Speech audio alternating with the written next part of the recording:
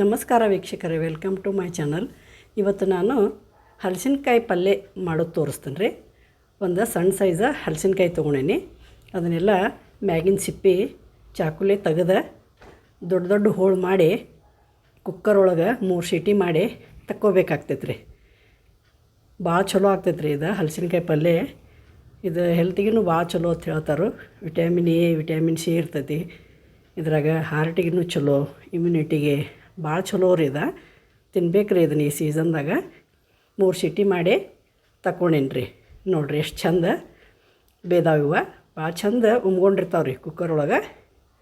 ಹಿಂಗೆ ದಪ್ಪ ದಪ್ಪ ಕಟ್ ಮಾಡ್ಕೋಬೇಕು ರೀ.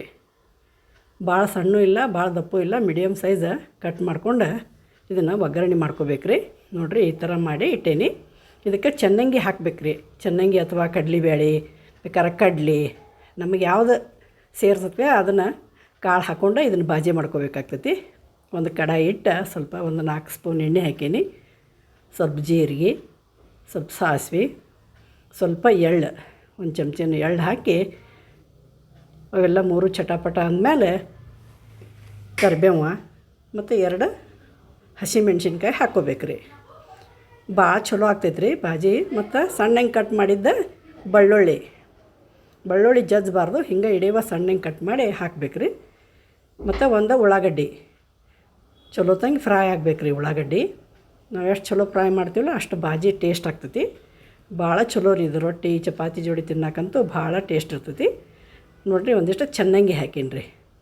ರಾತ್ರಿ ನೆನೆಸಿಟ್ಟೀನಿ. ಚೆನ್ನಾಗಿ ಟೊಮೆಟೊ ಹಾಕಿ ಚಲೋ ತಂಗೆ ಫ್ರೈ ಆದಮೇಲೆ ಇಲ್ಲೇ ಬೇಯಿಸಿಟ್ಕೊಂಡಂತ ಕಟ್ ಮಾಡಿ ಇಟ್ಕೊಂಡೇನಲ್ಲ ರೀ, ಅದಕ್ಕೊಂದು ಸ್ವಲ್ಪ ಮಸಾಲೆ ಹಾಕಬೇಕು. ಒಂದು ಸ್ವಲ್ಪ ಮೊಸರು, ಸ್ವಲ್ಪ ಅಚ್ಚ ಖಾರದ ಪುಡಿ, ಅರ್ಶಿನ ಪುಡಿ, ಸ್ವಲ್ಪ ಉಪ್ಪು ಹಾಕಿ ಇದನ್ನು ಸ್ವಲ್ಪ ಮಸಾಲೆ ಚಲೋ ತಂಗೆ ಮಿಕ್ಸ್ ಆಗ್ಬೇಕು ರೀ. ಒಣ ಖಾರ ಹಾಕೀನಿ 1 ಸ್ಪೂನ ಹಾಕಿ ಸೈಡ್ಗೆ ಇಟ್ಟೇನಿ. ಇದೆಲ್ಲ ಚಲೋ ತಂಗೆ ಫ್ರೈ ಆಗೈತೆ ರೀ. ಇದಕ್ಕೆಲ್ಲ ಮಸಾಲೆ ಹಾಕ್ಕೋಬೇಕು.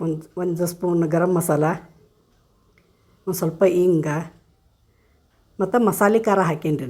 ನೀವು ಬೇಕಂದ್ರೆ ಹಸಿಮೆಣ್ಸಿಕಾಯಿ ಪೂರ್ತಿ ಹಸಿಮೆಣ್ಸಿಕಾಯ್ದು ಬೇಕಂದ್ರೆ ಅದನ್ನೂ ಹಾಕೋಬೋದು.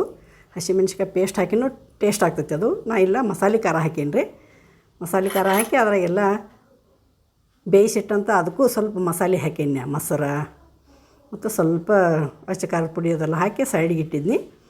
ಇದೆಲ್ಲ ಮಿಕ್ಸ್ ಮಾಡಿ ಒಂಚೂರು ನೀರು ಹಾಕ್ಬೇಕು ರೀ. ಭಾಳ ಹಾಕೋದಿಲ್ಲ, ಯಾಕೆ ಮೊದಲೇ ನಾವು ಬೇಯಿಸ್ಕೊಂಡಿವಲ್ಲ, ಭಾಳ ಏನು ಕುದಿಯಾಕೆ ಹತ್ತೋದಿಲ್ಲ. ಒಂದು 2 ನಿಮಿಷ ಕುದಿಸ್ರೆ ಸಾಕು, ಬಾಜಿ ರೆಡಿ ಆಗ್ತೈತೆ ರೀ ಇದು. ಸ್ವಲ್ಪ ನಿಮ್ಗೆ ಬೇಕಂದ್ರೆ ಕೊಬ್ಬರಿ ಹಾಕೋಬೋದು, ಕೊಬ್ಬರಿ ಬ್ಯಾಡಂದ್ರೆ ಸ್ಕಿಪ್ ಮಾಡ್ಬೋದು. ಸ್ವಲ್ಪ ಕೊತ್ತಂಬರಿ ಎಲ್ಲ ಹಾಕಿ ಚಲೋ ತಂಗೆ ಕೈ ಆಡಿಸಿ ರೆಡಿ ಆಗೈತೆ ರೀ ಇದು ಬಾಜಿ. ಭಾರಿ ಟೇಸ್ಟ್ ಆಗ್ತೈತಿ. ನೀವು ಈ ಥರ ಹಲಸಿನಕಾಯಿ ಪಲ್ಯ ಟ್ರೈ ಮಾಡಿರಿ. Thank you for watching.